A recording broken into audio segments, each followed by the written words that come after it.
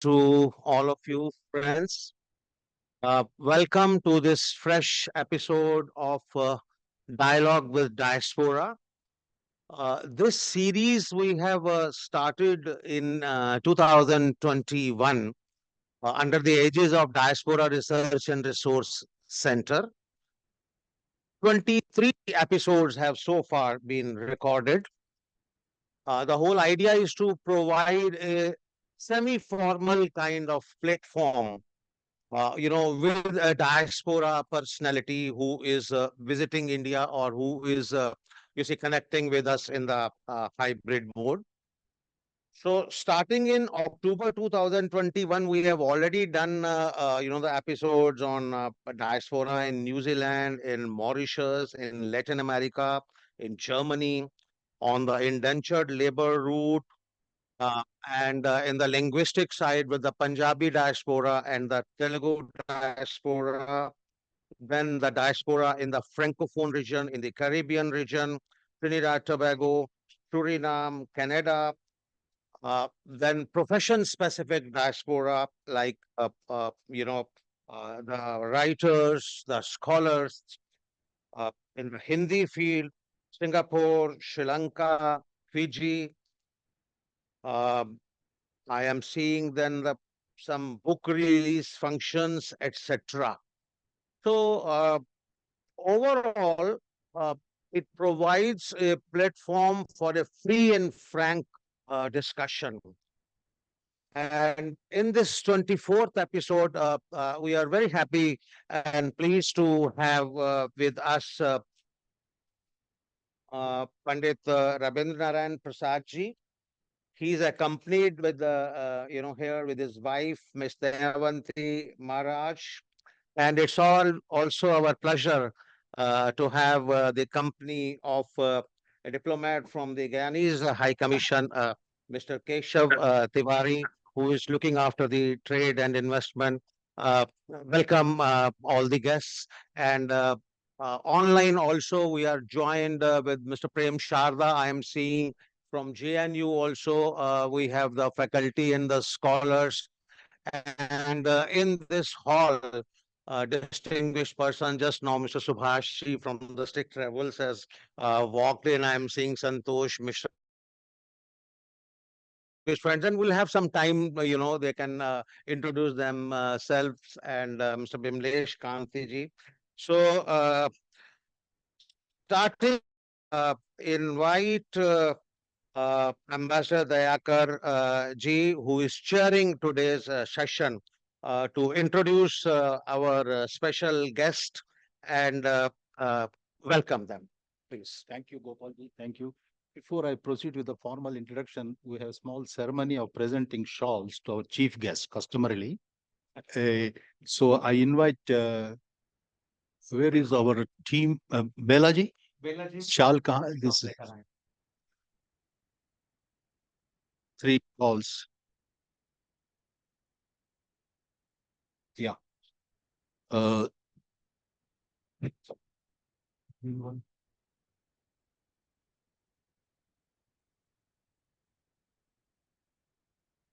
it's my pleasure to honor you with this small token honorary and it's on this banking this. She will give it. Let's Keshav ji ko. Keshav ji ko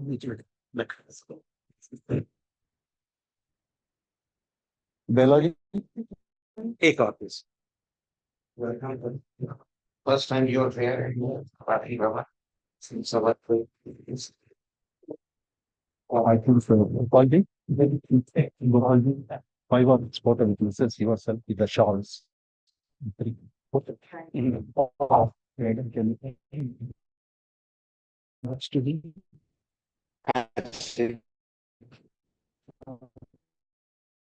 Photo.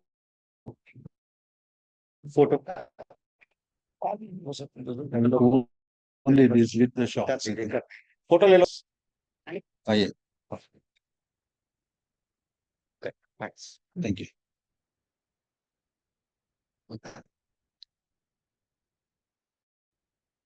So it's my Pleasant duty to introduce the chief guest of this 24 distinguished person from Guyana, whom our High Commissioner personally recommended to us to interact and make part of this dialogue. And I briefly introduce him. He's a long CV because he's been in the public life for decades. So I'll just give, he's currently the president of the Virat Sabha Guyana. May I say that in Guyana, he organized the Pran Pratishthan for Ram Mandir there. And under a challenging circumstance, it's not an easy, even in India, we find it challenging. So, and the vice president of Guyana, at his invitation, attended it, Bharat Jagdev. So it is something thousands of miles away. Our tradition, customs, and values have been upheld by him. And he is part of the political, there are two political parties in Guyana. People's Progressive Party has been in power for many decades. Chetty Jagan, iconic leader of, I think, globally recognized. Bharat Jagdev, Donald Ramavtar, and present Dr. Irfan Ali. These are all from the one. He belongs to that party politically, and he held positions. He was Pandit for the Vishnu Mandir in Alexander village of Guyana. His full name, of course, Pandit Rabindranath Persaud Ji and Srimati Dayawantee Maraj Ji. But he's popularly known as Pandit Ravi. He's been the director of the Guyana School of Agriculture, national coordinator for cash crops for farmers. And he is also a media person, being a producer and host of weekly national television program. The program name is Hinduism in a Changing World. He was also given the job of Integrity Commissioner before. As you know, Integrity Commission is basically a vigilance body. See that morals, laws, ethics are maintained in the society. The very choice shows that he's a man of high integrity to be an Integrity Commissioner. And he was also Justice of Peace and Commissioner of Oaths to Affidavits. And he's also licensed marriage officer. And in personal life, he's a national golfer. Of course, that's our president, Mr. Ambassador Gupta, Virendra Gupta would have been thrilled because he's also golfer. Morning 5:30, he's off first. He has, Guyana does not need any introduction. Firstly, India is a cricket playing country and eminent cricketers, Rohan Kanai, Alvin Kalicharan, and few others, Chandrapal, I think. So they have been household names here because of the one. And also there have been eminent people, Sridhar Rampal, who was international as a diplomat. I know him very well as Commonwealth Secretary General. He played a very important role, sir, and we gave him first Guyanese to get the Pravasi Bhawan Samman Award, 2003. And of course, subsequently, Pravasi Awards given to Bharat Jagdev, Donald Ramavtar, Ashok Ramsaran. Ashok Ramsaran is a Guyanese origin, but settled in New York. He has his own diaspora and so. And Prasad, Yesu Prasad, and also there is a Vishwa Hindu Council, I think. They have also been given as an institution. So recently, last January, Irfan. A few words, I conclude my presentation. By the way, Guyana as a country has been in the news very much because they're the highest GDP growth in the world, 40%. Base is small, it doesn't make big billions of figures, but they discovered oil and exploitation of the oil investments and so on. And India is energy security is met partly from Guyana because Indian Oil Company and other oil importers from India, they signed and got millions of barrels of oil from Guyana. So we have a deep association beyond the diaspora connection, economic relations, which lay a very strong foundation for enduring relationship with Guyana. With these words, Gopalji, I do finish my job, and the floor is yours next. Thank you very much, Ambassador Dayakar Saab. In fact, Antar Rashtriya Sahayog Parishad has had very warm and cordial relationship with the Guyanese and the leadership of Guyana. Pandit Prasad, you'll be happy to note that when the President, Mr. Donald Ramavtar, came here, we hosted them. And so did we host Mr. Bharat Jagdev and Mr. Hines when he was the Prime Minister at that time.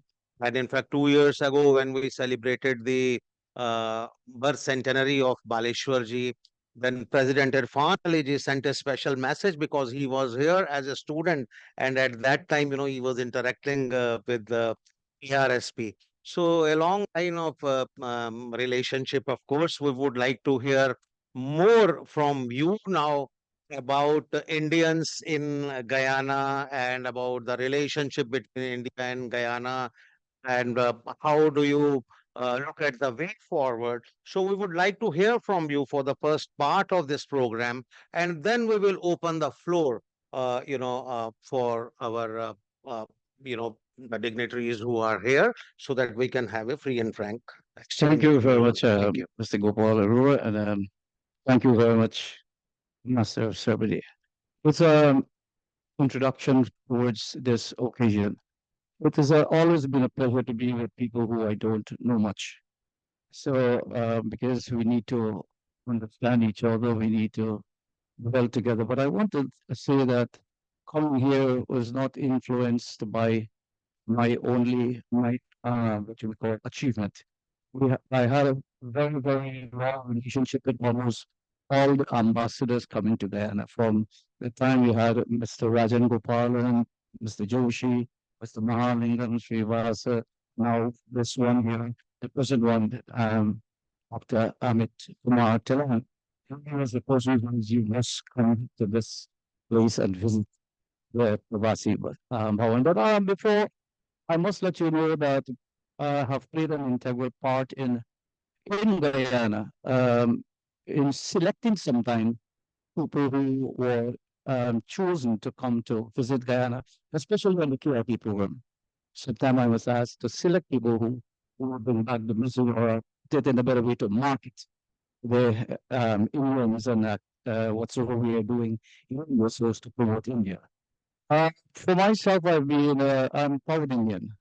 I want to make sure that whilst I'm not a fluent speaker, although I started in school in Shanghai, um, I'm very proud of being a part of this diaspora. I'm very proud of this, what you call the Indian kind of background, because when I went to the archives to look for information, I found my great grandparent came from a place called Gorakhpur.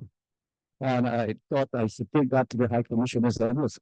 I have evidence to show that once I gave him, I think it's a million dollars I can do.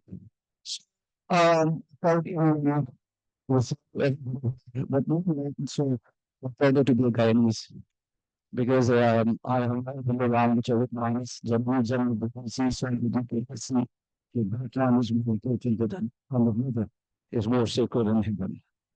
It was blessed to be born in the out of God, and that's not the thing that we give you the privilege to come here.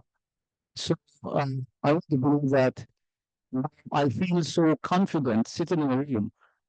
I feel everybody is like family, a family of friends and not anything less but one family. Guyana is a place where we have learned so many. I think it's a diverse place too as well. We have many people from different cultures, different race, ethnic background, status society.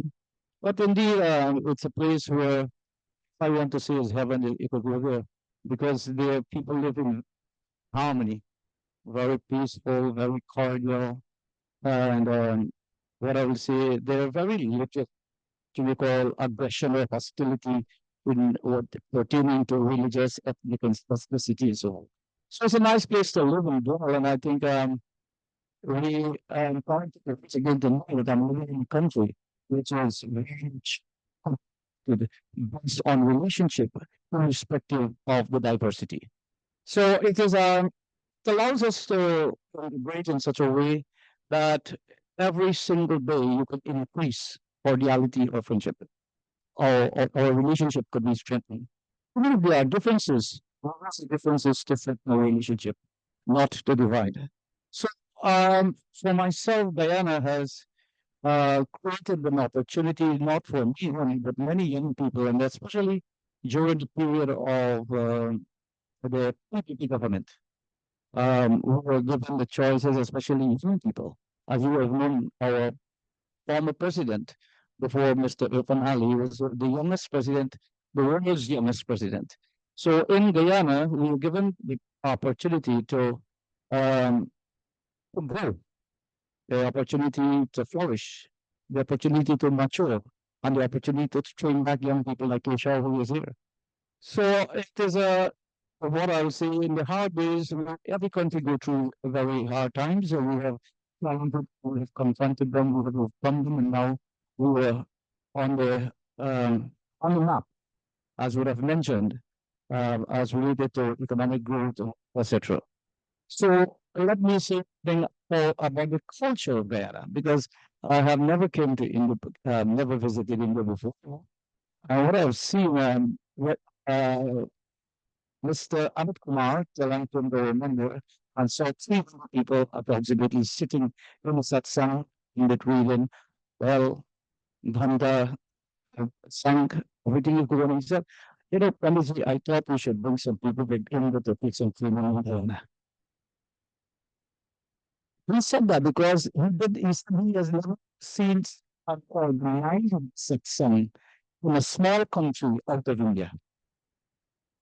In a small country out of India. Never seen such an organized satsang. People will come sit for a long hour, talk on Ramayana, talk on Mahabharata, Puranas, Upanishads, etc. Because this is very strange. But, as a matter of fact, you are keeping this culture even better than those people who we have in our country. And not only him, our Acharya, with the Indian High Commission one time, Mr. Balakrishna, he was a yoga teacher, and he said, I must congratulate the people of Guyana for holding the traditions and culture in our country. And doing that with pride, with pride. That with pride, because it is something that held us together. It is something that kept us together. And I don't think we should deviate from it or dilute it for any reason to feel we are more modernized. But indeed, there is very little dilution pertaining to culture or drum in Guyana. And that is not because of us, because of our forebears or grandparents or great grandparents. I was in South last week and they asked, how is it, the boys from Texel University, how is it you did it in Guyana? And I said, well, I had to let you know it was my mother. My mother wasn't an academic. My father was more, but my father taught my mother, and my mother taught us. So I could remember very well in the morning when you get up early in the morning as a Hebrew in the home, you have to stand up and face the east and recite the prayer. You have to take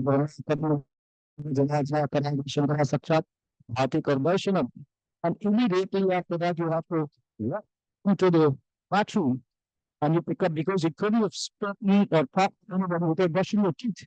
And there was a prayer along the line, you used to brush your teeth. Then you went to bed, Gandacharya, Manacharya, Godavari, Saraswati.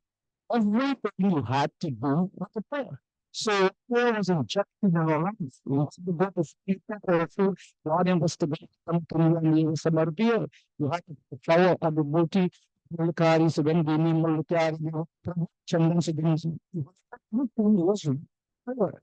Meaning, gift of the hand was a prayer.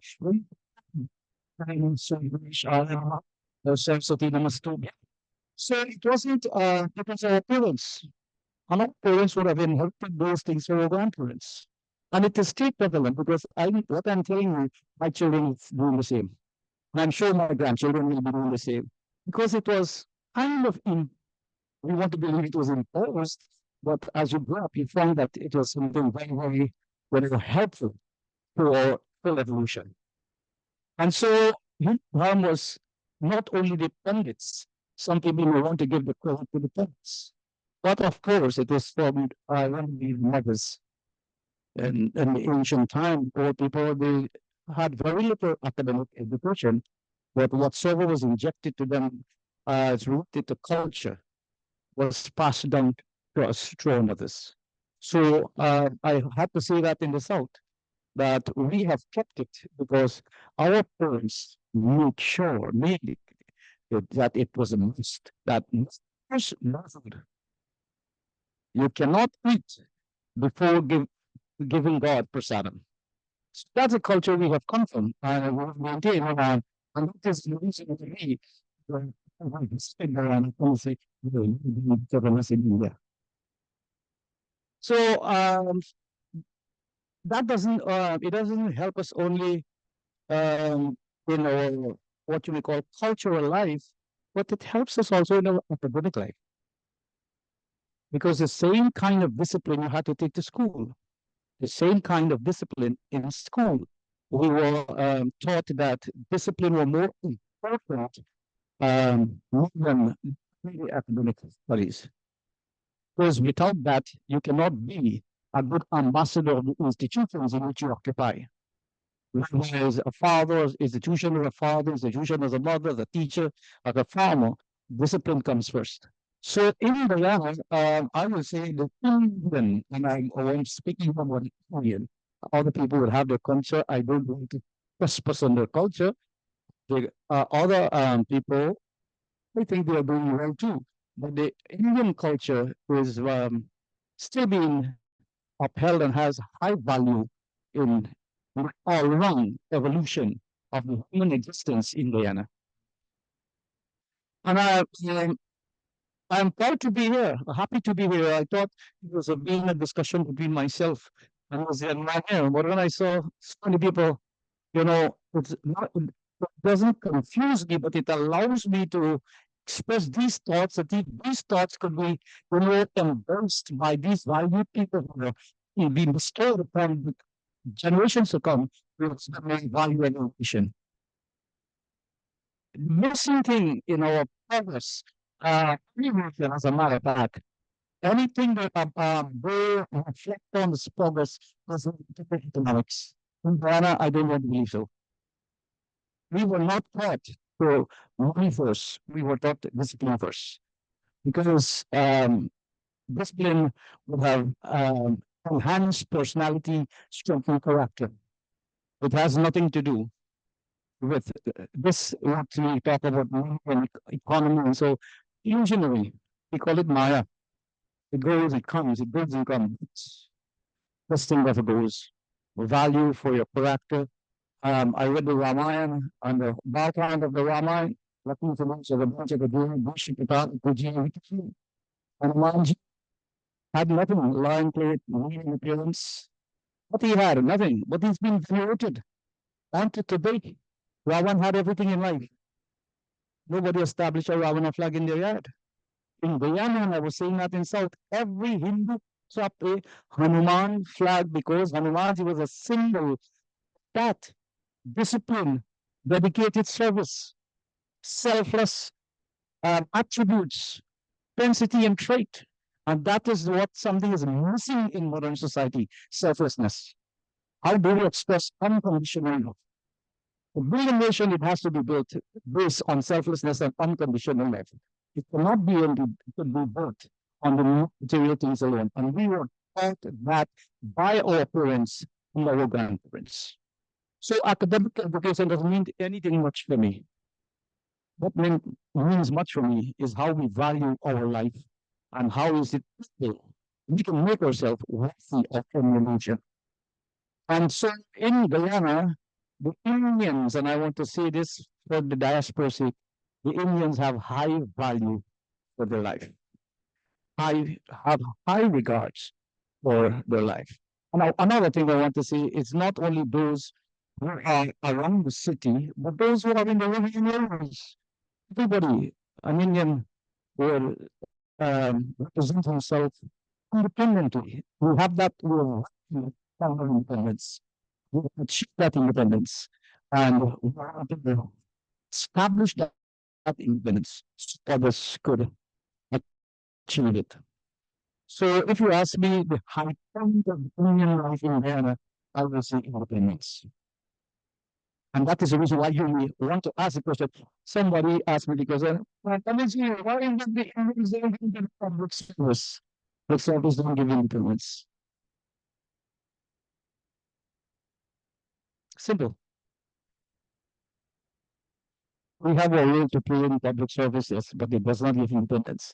There's a reason you find 70 or 60% of the Indians in Guyana have a personal business. They have their own, what you may call it, independent occupation. They do not depend on someone to promote their lives. They can do it. They're capable. And this is what we have inherited right here from the Rapper. It is lost in the Rapper.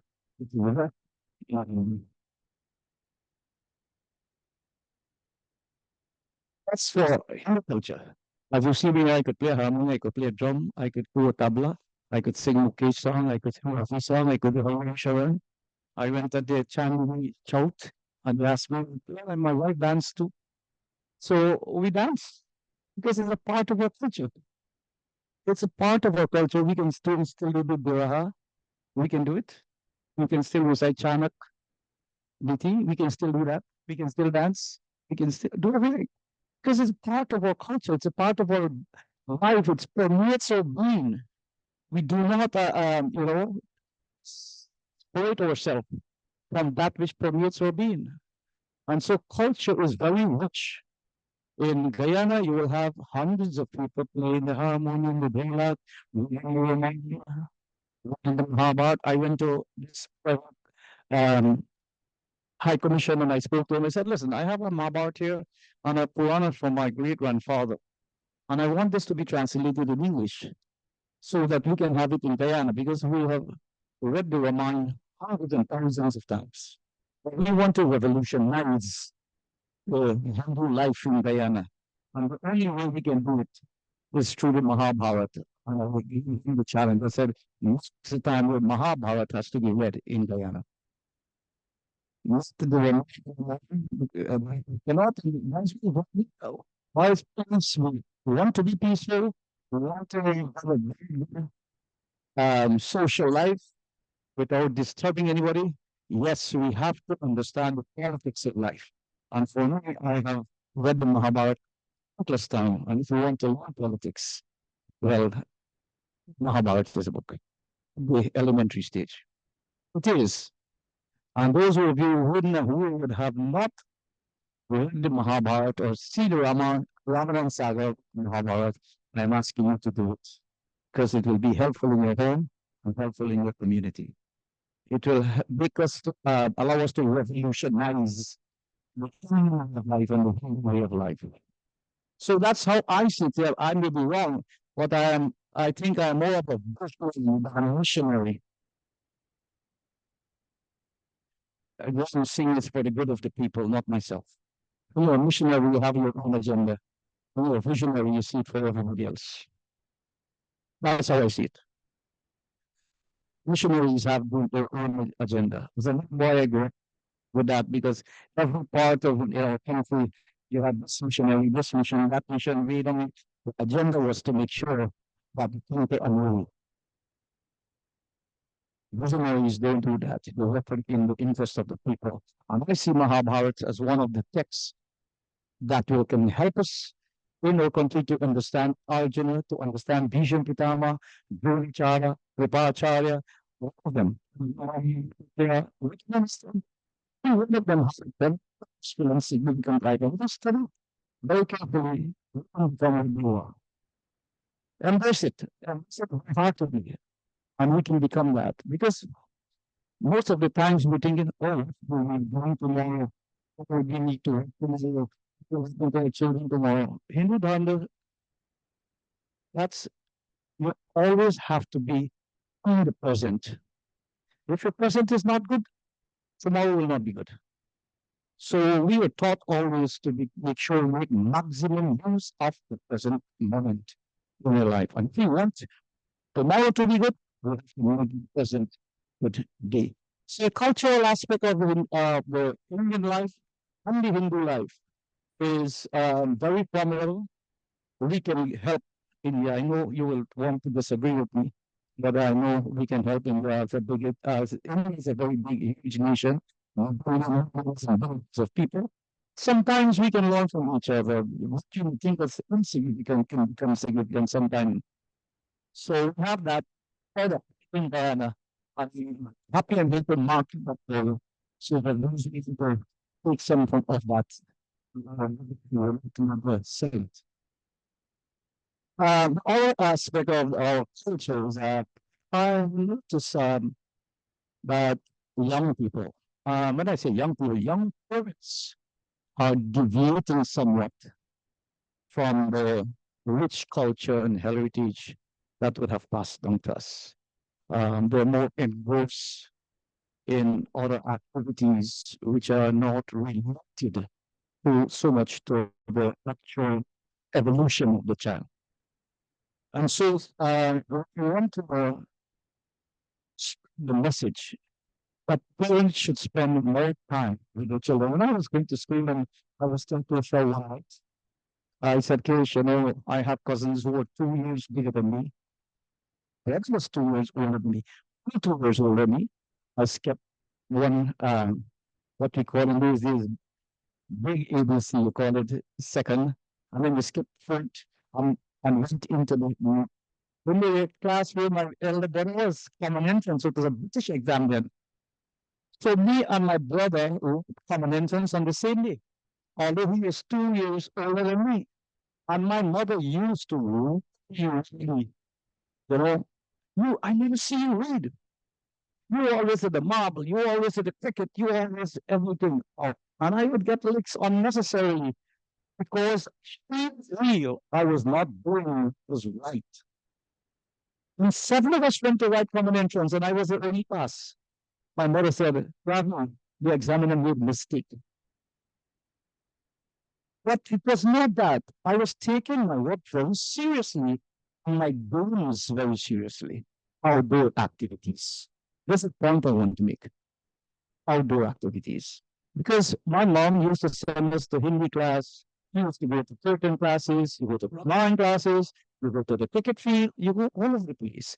And some parents in the modern era feel, oh, the child must sit their whole life hiding behind a computer and become a success. That is not so. It's not so. My son has a master's, and my son is what you may call the senior compliance officer with the Minister of Agriculture.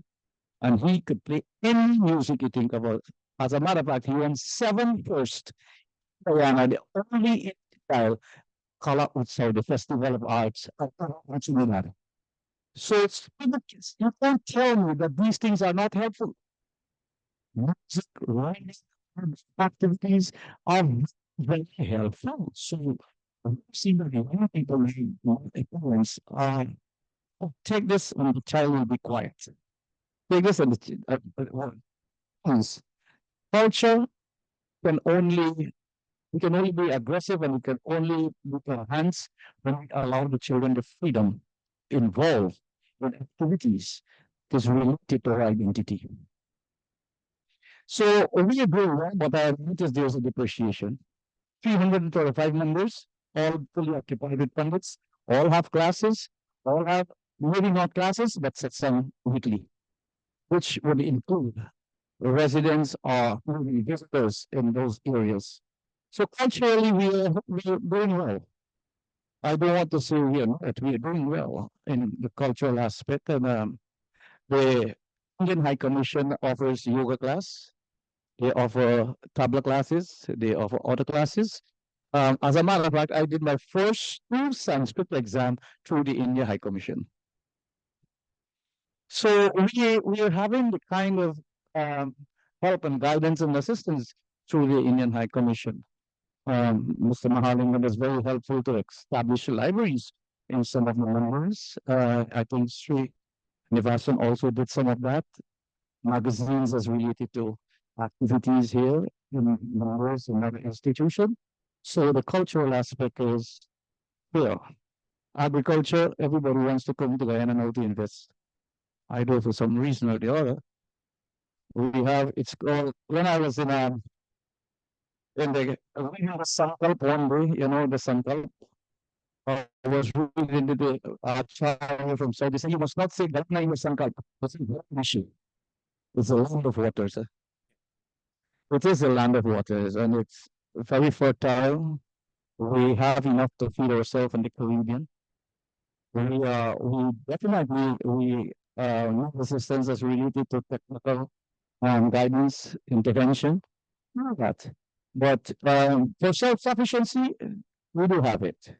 I don't want to talk about politics because my friend over there knows quite a lot about politics in Guyana. In hard times when I was going.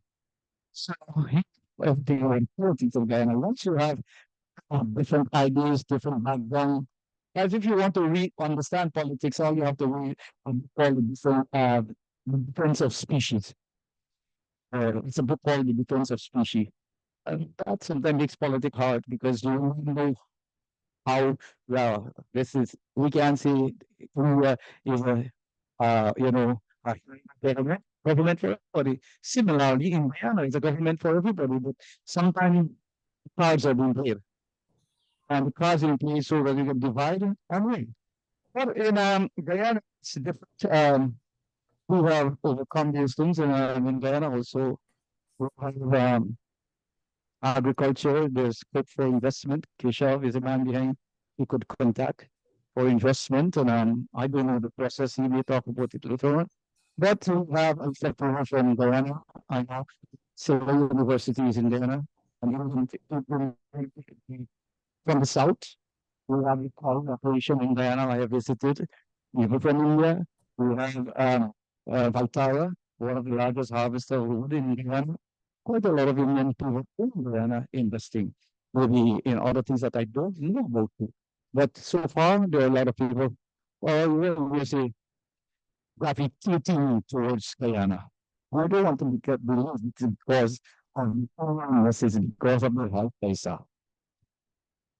So, if you want to ask me anything more about agriculture, there's a lot we have learned from India. Most of our students, for example, the one who has the PhD in spices and deals with the coconut, the revitalization of the coconut industry, they did a master's and a PhD in Kerala. I visited recently the university in Tamil Nadu, the insect museum, etc., and had discussion with private entrepreneurs, discussing how is it we can take some of these nuts from India and to resuscitate or revitalize in Guyana. So the gentleman was very happy to know we can partner with him in the business and how to make maximum use of all the product coming out from coconuts. Because I am the chairman for the whole coconut industry as well, and my whole life is centered around that one thing, coconuts, because I know when I got married to this young lady, he said, "I brought a coconut." He said, "You better use this." This is what my daughter represents. Don't waste it. It's nothing to waste. So in the ceremoniously, when you do a ceremony, it is complete without a coconut. Coconut makes the complete. So that is a reason we would have inherited nothing ceremoniously, but it becomes a part of life. There's no yard in Guyana without a coconut tree. No village without coconut trees. So culture, agriculture, and I don't want to talk about politics. You can read about the politics of Guyana. PPP government would have smoothly taken out us from what you may call, and we are transiting, we're moving here. And I must give praise and thanks to Dr. Cherry Jagan, who would have left the legacy for others like Rabindranath. Donald Rampatan, right name is Mr. Rabindranath, like mine.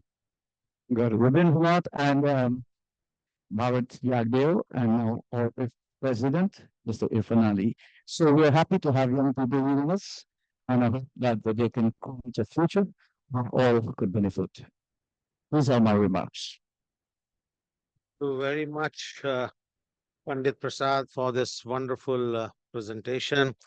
You have highlighted in a very short time, the importance, the role, and the contribution of culture in the lives of Indo-Guyanese. You quoted from the scriptures also, and also briefly discussed about the agriculture, the reason why Indians were taken there. I'll not say they went there, they were taken there for plantation. Uh, and now the floor is open um, for our guest here.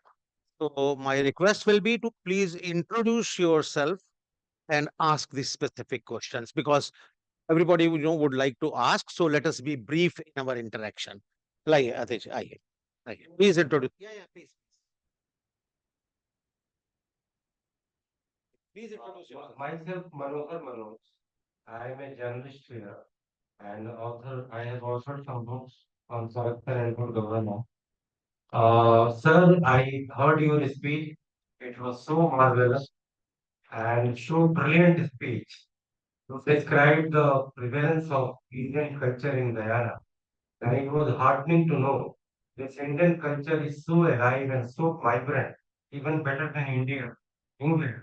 My question is, do you feel any kind of danger, any kind of threatening on that Indian culture, on from any part, from the political party, from the cultural imperialism, like so many things are there because Indian culture is also get changing and changing. We are under the influence of the Western civilization, the digital revolution, and all kind of global world which is ruled by internet world.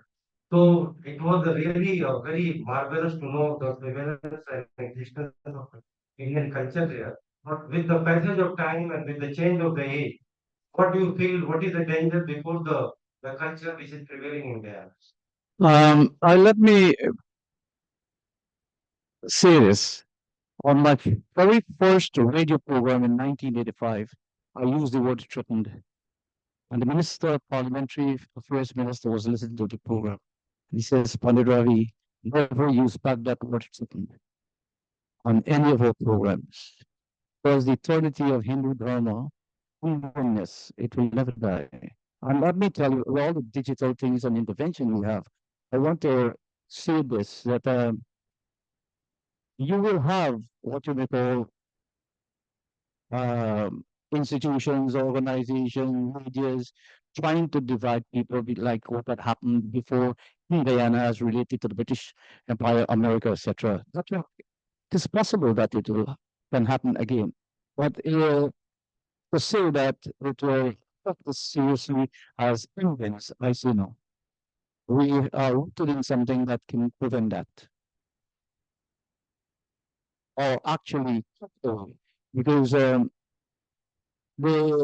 in Guyana we have so many organizations that is associated um, with the Indian diaspora. For example, not only the Hindu alone. We're talking about Indian now. We have the Central Arya Samaj, we have the Sai Satyasai group, we have the Mahakali group, we have people from different backgrounds, all of Indians origin, and so I feel somehow or the other, because of their independence as well. And right now in Guyana, we have something called IIO, the Interreligious Organization, which I'm an active part of, which we do not allow any kind of that kind of intervention where people spread hate, where people try to divide us. And we also have an organization called the Ethnic Relation Commission, which I also was appointed as a chairman to formulate that structure. So anything is burst to unity in the country, the Ethnic Relation Commission will arrest it. Yes, Mr. Mishra. The chair today, Mr. Dayakar sir, Secretary ARSP Gopal Arora Ji, Narayan Kumar Ji. It is indeed a great privilege for all of us at ARSP to welcome the luminary Pandit Rabindranath Persaud Ji and his wife, and also a diplomat from the High Commission. And I can see many Indian luminaries here present today. My name is Santosh Kumar Mishra, and I served in the Indian Army in Trinidad and Tobago way back about 15 years now. When I received the first ever message from Narayan Kumar, I just remember Pandit Rabindranath Maharaj. He also had an alias Ravi Ji. I know Ravi. I thought that you only in nationality, but I am really honored. Uh, thankful to Narayan Ji that he. There is another Ravi ji in Guyana. Ravi Also. Ji, yeah. In Guyana also. Another Ravi Ji. There are four Ravijis. Four Ravijis. Four in Trinidad and Guyana. So it's indeed a learning experience, listening from his thought-provoking speech. Just a few remarks that I have the privilege of meeting His Excellency Bharat Jagdev. He was once the chief guest at the NCIC of Trinidad and Tobago in the Diwali functions. We are very familiar with him. And I also had the privilege of meeting Professor Prem Bisi. He is one of the very acclaimed academician from the university in Guyana, in the University of West Indies. There was a seminar. And of course, when you are in Trinidad and Tobago, you can't be away from Guyana and the happenings in Guyana. And just I want to say one thing that in Trinidad, when I was in Trinidad also, I used to say that whatever circumstances took your forefathers there, how most of the Indians, I mean, maybe 99% I can vouch that they have now everything well off now, So now it's time to give back. Give back in the sense that the culture, right? You were saying that many things you are doing and many scope, much scope, to do. And particularly, I would like to emphasize about the language. If you can revive the language in some way, that would be great privilege for, I mean, a great service to our culture and a great connect to our culture.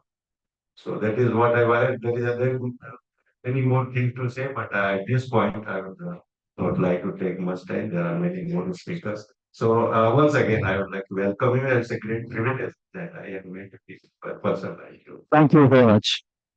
Next up, would you like to? Related to the Hindi language, I could, Trinidad and Guyana is the same. We can read Hindi, but we can't speak Hindi.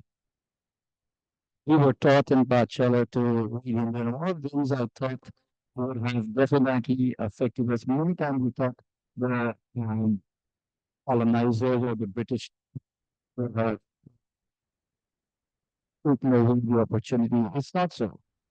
It wasn't so. When my mother and father want to say things that they don't want us to know, they speak it in Hindi. So the culprits were our parents.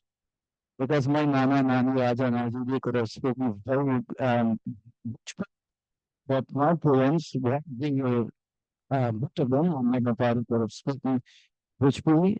They only speak it when they want to talk by themselves, when they don't want us to understand anything. And when they send us to school, yeah, I went to school to do that through the Indian High Commission. All the poems, the sustain, the Ganpati, Adi Shankaracharya, Bhagavad Gita, to do extra exams. So it allows us to speak Sanskrit more than Hindi. You can read Hindi.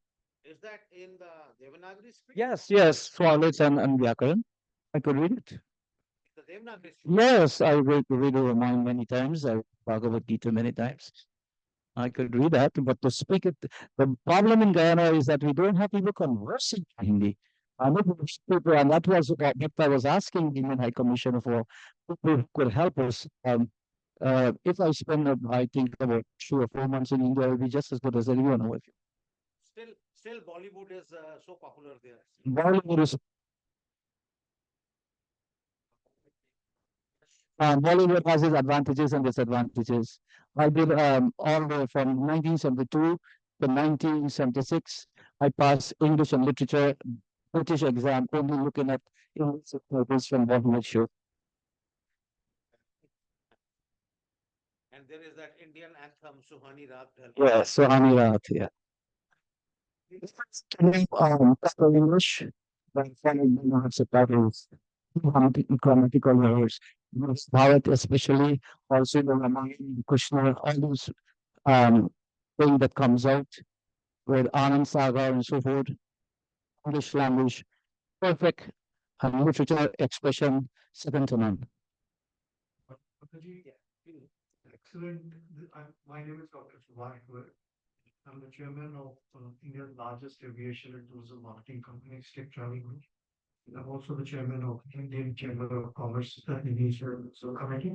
I'm one of the founder members of this organization for a long time.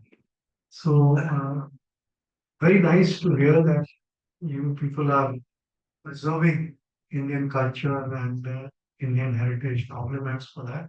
I was in Trinidad and Tobago and I had the opportunity of being the Diwali Mela. And I tell you the way in the Caribbean to celebrate Diwali, we don't do it in India. I mean, it was amazing.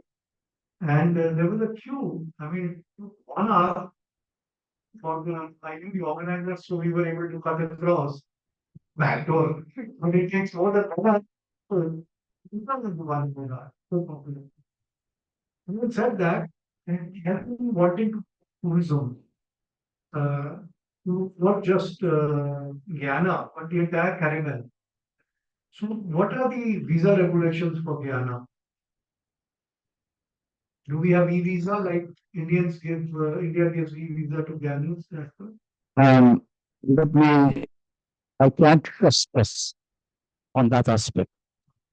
That's not my field. Agriculture is my field, but I think I have a lot of special to have. Before you go on, I want to let you know that you have seen the Pavali Nagar in Trinidad. The Guyana Hindu Dharmic Survey notification is twice as large as that. And that's not the thing. Not a reduced price. I pay your passage and come and see it. It's 3 times as larger. Yes. Yes, Mr. Keshav, would you like to clarify on that issue? Whether he is from the embassy. Yes. Yes, we do have visas and we issue them. First of all, great to be here. Great.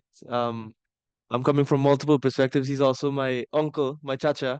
So I'm also a diplomat, but I'm also great to be here and great to have be part of this conversation.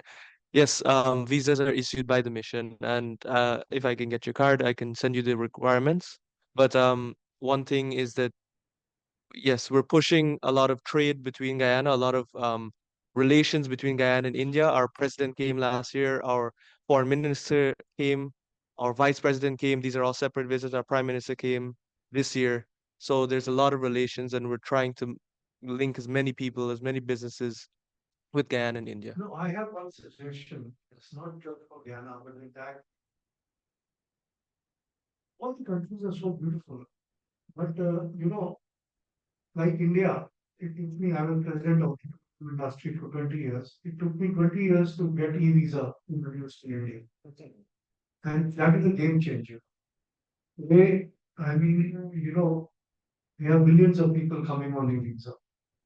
So once you know what you need when you go to the High Commission is security. So you can do that by e-visa. And secondly, you should have a CARICOM visa. If someone comes like Trinidad and I want to go to Jamaica or other countries, I don't have a visa. So you should have a system that if you have an American visa or you have this visa, then all the Caribbean countries should give you like Europe gives a Schengen visa.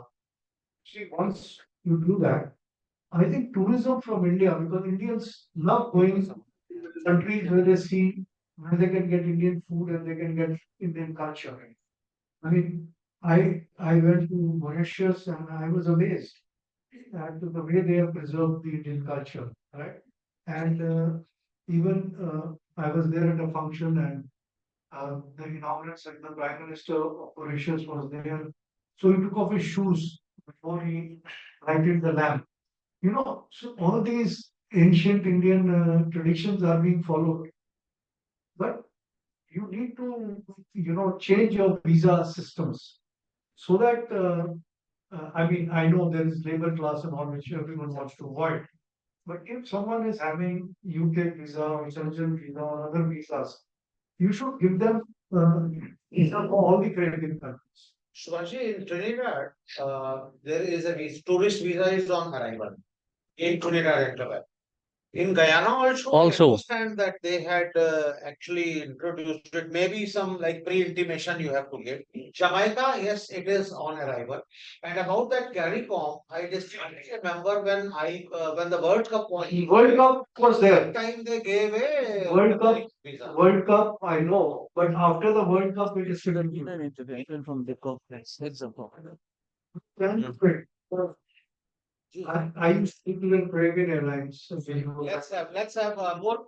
We have 10 minutes more, so let's have some more questions. Yeah, please. Sir, and yellow fever card also. Yeah.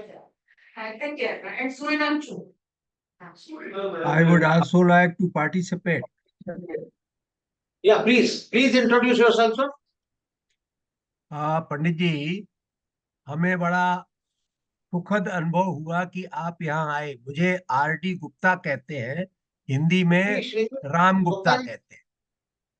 Are you understanding? Or you want? Please speak in English. No, आप Please तो speak in English. आप गोवाना से आए हैं. You have come from Guyana, and you are Pandit Ravi ji. I think you must be knowing Hindi quite well. No. Okay, no problem. I welcome you in India, and through you, I convey my heartiest greetings to the people of Guyana. I am glad to know that the Guyana people follow Indian culture to a large extent. I wish that they continue following and then they further progress in this field. As you are aware, in India, we believe Vasudhaiva Kutumbakam, and you are part of that family. We have recently hosted here G20, through which we have brought almost the whole world together. So my request to the people of Guyana through you shall be that join with the strong bond to Bharat and progress along with us. We jointly will progress much faster and much in the interest of humanity. Thank you very much. G, next, please. Before let me just I just want to say something. When I went to school, I was doing things like as a language is a tool for communication. So what language I know best, I will communicate it in best. Please. Yeah, that's it. Go ahead. वो भी सुन लेंगे. Welcome, sir, to India, and namaste all of you. Sir, last year I visited Guyana, Suriname, and Trinidad. I am from Delhi University. I submitted my PhD in Indian Diaspora in Indian paper, Indian culture and then Hindi writings. And sir, my question is, Hindi is flourishing in Suriname. It is diminishing in Guyana and Trinidad. Why? Let me say this. Hindi is a Dutch word colonizer of Suriname. And Hindi was one of what you call the official language of Suriname. It was not an official language in Guyana. And communication system in Suriname was in recent conclude through the what you would call the Ministry of Culture, the governments, and also it has a lot of participation and inputs by parents, grandparents. In Guyana, it was not so. And it's very difficult in Ghana. I have asked many times for us to have Hindi being taught in the school, but the government will not allow it in the curriculum, one. Secondly, if we're going to do it, it has to come through the Hindi Prachar Sabha, which is functional in Guyana, and it has to be done only based on those who want or who have the interest to learn Hindi. So what is happening in Guyana, as my good friend would have mentioned, there are so many interventions. Bollywood is becoming English. And everybody say India, official language in India is English, so why it cannot be English in Guyana? Simple. And some words in practice and also. Yeah, that is to make sure you have enough marketing. Marketing. The Japanese marketing, how much money you could make. Because from different backgrounds again, bigger crowd. Last two questions, please, before I will request his concluding comments. Ilu Rora ji, and then our young friends, would you like to ask some questions? Nilu ji, please, you start.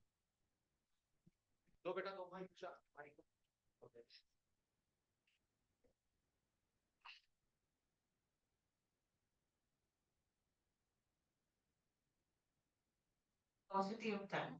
I'll just put my question very briefly. It was wonderful listening to you and a wonderful introduction by Jeff and Gopal ji was very enlightening for me. I'm not familiar with them myself, but I do know something about them. My request was here, not only to you, but also to Keshav ji here, is that since we are trying to build a bridge between India and Guyana, we should take the initiative. I request the ARSP also to support me in this, to bring the young people together, because the future is the young people. And we want, yeah, we know so much about the heritage and things like that. But it is the young people we need to bring people from Guyana to India and make the students interact. Madam from the university also, she will support me. I would suggest we could explore this and take a delegation of students so that the students are right now influence as one of the our friends mentioned here, with Western culture so much. Let the Indians also see how Indian culture is carried forward in a country so far away and it's very they will come here and they will also learn from both the countries. I think they have a, Exchange. yeah, they have the QR program, which is doing wonders for Guyana. Which is in this, and I, and I want to say this uh, as related to academic education and universities of the scholarships offered through the Indian High Commission works them and send students here almost every year, especially in the field of agriculture, engineering. So that should be, I thought the time span should be increased because with the related to secular education, they will spend 5 years, 3 years, and they spend a long time and they will be acquainted with what's happening. When you bring people for 1 month, it's like what you call it, and go back. So we have to do that. It's a good idea. I share that the Indian High Commissioner from India also should come to Guyana and see how they can, or if they are taking it. I'm not sure how is it that they could introduce our system in their everyday life. Into Guyana. So wonderful. Niluji, we have a young friend It will have is introduced. states mentioned. Good evening, sir. Myself, Ankumanti. I'm chairman at International Business Startup and Entrepreneur to TSI. Wonderful. We are 21 different councils in India, and we have more than 150 mentors in my core team. Out of 150, 50 are retired from business only. So, how can we work with your community to learn something new, and how can our mentors will contribute their knowledge and experience with Guyana students and industry experts? The protocol has to be established.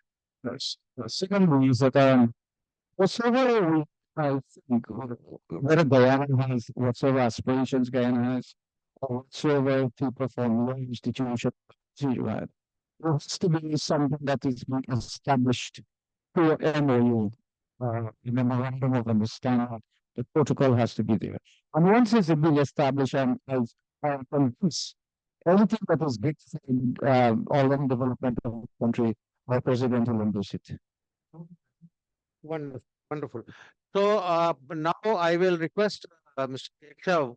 Um, we have had some wonderful suggestions, and keeping in view the fact that Guyana is having an oil boom, economy is, you see, growing at almost 40% now.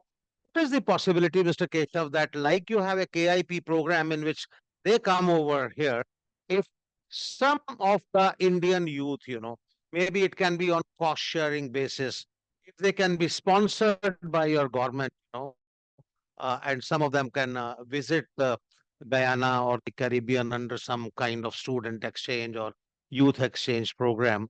And this thing, and if you have to make any further comments on this, kindly, I would welcome your comments on that. Sure. Yes.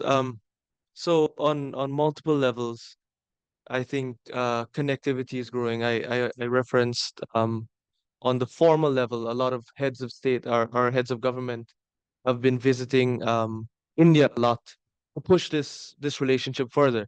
I think in this modern world, economics is everything. And once a country is booming like Guyana, it grew 40% last year, but for the next 5 years, it'll grow at an average of 20%. So this growth is sustained. And there's tremendous interest from the Indian counterparts, Indian side. They have tremendous expertise in pharma, in energy, in oil and gas, all of these things. So I think that is a good start. Is once there's business, there will be connectivity, there will be people traveling back and forth, and you'll have that. And as Guyana grows, as Guyana has something more to offer, other than just its simple culture, it has business, it has its forests, then more people will come and the word will spread. I think I think it's growing organically. And as well, there is a greater push within Indians in Guyana. As with Pandit Ravi, my father as well. A lot of Indians are, even myself, I came here as a diplomat, but I really enjoyed being here, or I really looked forward to being here for the spiritual aspects, the being here, the understanding where I came from.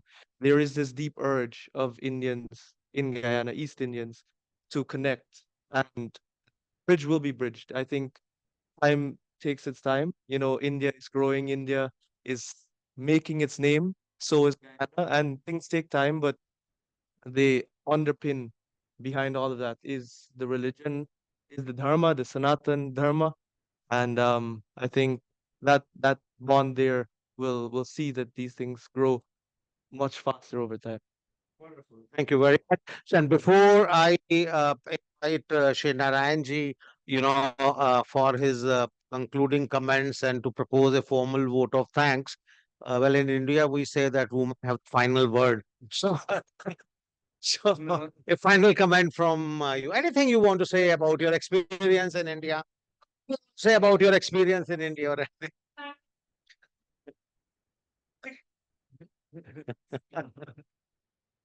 All right. Thank you very much. So, Narayanji, may I request you?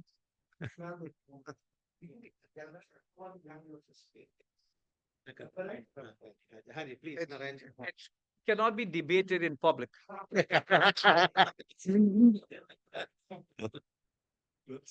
Chairman of this program, Ambassador Dayakar, Pandit Prasad Ji, Madam Prasad Tiwari Ji, and my friend Shri Gopal Arora.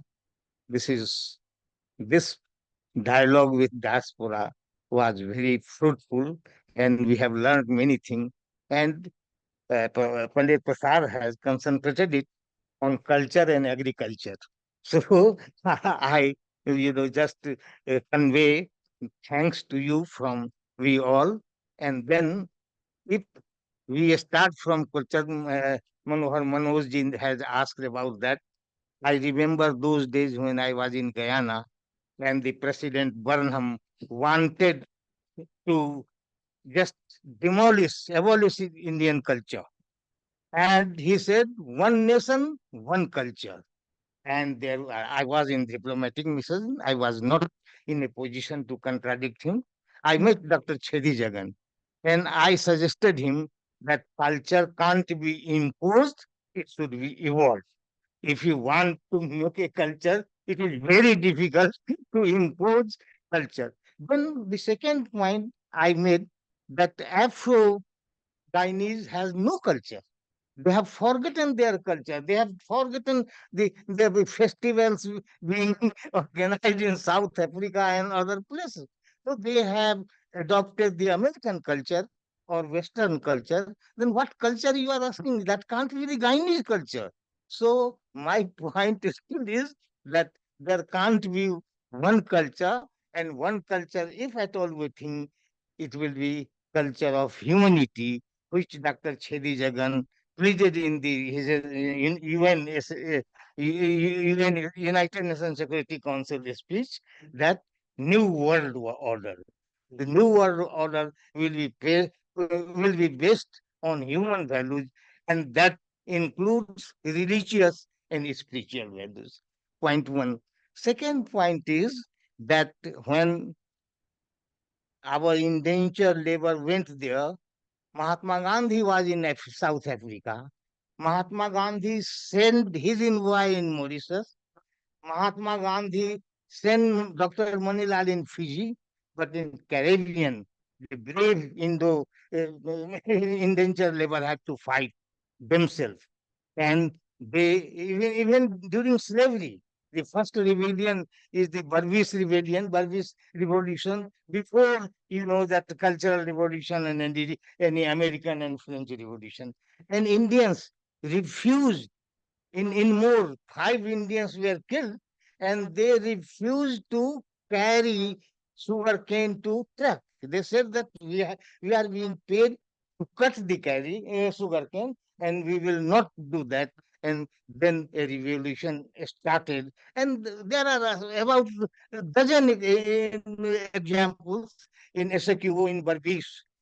You know that Hindi, as far as a question of language is concerned, it is not only Guyana, it is the government of India who withdrawn the post of the government of India, withdrawn the post of Hindi officer, lecturer of Hindi. In the Indian culture, hardly there was any teacher to teach Hindi. Indian Culture Center in Guyana is the oldest culture center. Though in Fiji, the same day Indian culture started, but there was a break because of the military rule in Fiji. And Guyanese Indian Culture Center, the MOU was signed by Shri Datta Ramphal and Sardar Gopal Singh, who was our High Commissioner. Gopal Singh was a psychologist. He wrote many books on Sikhism, and he was also chairman of the Minority Commission here. So that culture center was working very well. You know that you will have to remove those shoes even if you, at my time, I do not know, it was 25 years back. Still happening. अब नहीं है ना? है. Yeah. And we decided that even in Indian Culture Center, you come to learn dance, you come to learn music, or even Hindi, the students will remove their shoes and then go upstairs. So these are the Indian values which they are maintaining. The Hindi language was there, and government of India create post of Hindi officer, create post of a lecturer. The Ratnamai Dikshit was the Hindi teacher there, mother of J.C. Dikshit. And her husband was Gandhi, yes. And the University of Guyana, when I was teaching there, They had a gold medal scholarship, and that is named after Ratnamoi Dikshit scholarship. So even though the language, if one generation doesn't communicate the language to another, it is difficult to continue that language. Then linguistically, if that language is no speaker there, it will be learned as a foreign language, as we are learning Chinese, Guyanese, and any other. But I know that in that London school system, three languages were taught in the schools. That is English, Spanish, and French. I requested government of Guyana to, instead of French or Spanish, that has hardly any Spanish maybe any relevance there. So Hindi should be taught. And I had spoken to all other friends, and I think that when Panditji will go, because if you go and have the Satyanarayan Katha and read in English, it doesn't have the same impact. Well, one, but I welcome that you can read Hindi, because in other country like Fiji and Mauritius, they speak Hindi, but they read the human script. So if you have preserved this, this is good. You can learn, you can speak. You should have a Hindi speaking club. I organized that Hindi speaking club, and people from Burmese, people from SAQ came there only to speak in Hindi. One poet, Kamla Prasad Misra, when came to India, he was in my room and he asked me that I want to speak in Sanskrit, that I hardly get any occasion to speak in Sanskrit. And it was difficult for me to trace film there, a gentleman who can speak Sanskrit. So if you know language, you want to speak to others. My children who learned their French and Spanish, they used to speak to each other. So it is very good suggestion. And if language is gone, it is a question mark for culture also. Because in Mauritius, they have written that agar bhasha gayi, to Sanskriti gayi. And also in Guyana and Tina said that bhasha, bhusa means dress and bhojan. Bhasha, these are three essential points to preserve our culture. In bhojan, all you have the doubles in Trinidad, we have dal puri in Guyana, and that is very popular dish there. As far as the new development is concerned, this petroleum has made a revolution there. New highways are being constructed, new schools and colleges are being built, and but the agriculture is the backbone of Guyana. We had there as a Guyana Rice Corporation. We had there Guyana Sugar Corporation. My friend Yesu Prasad was the chairman of Guyana Liquor Corporation. And even Fidel Castro said, though the rum of, the rum of Fidel Castro's country is very famous, you are very famous, but he said that I like and love Guyanese rum, because Guyanese rum is very, very delicious, and once I do not want that who doesn't take liquor, but it is better than that. So I thank all of you.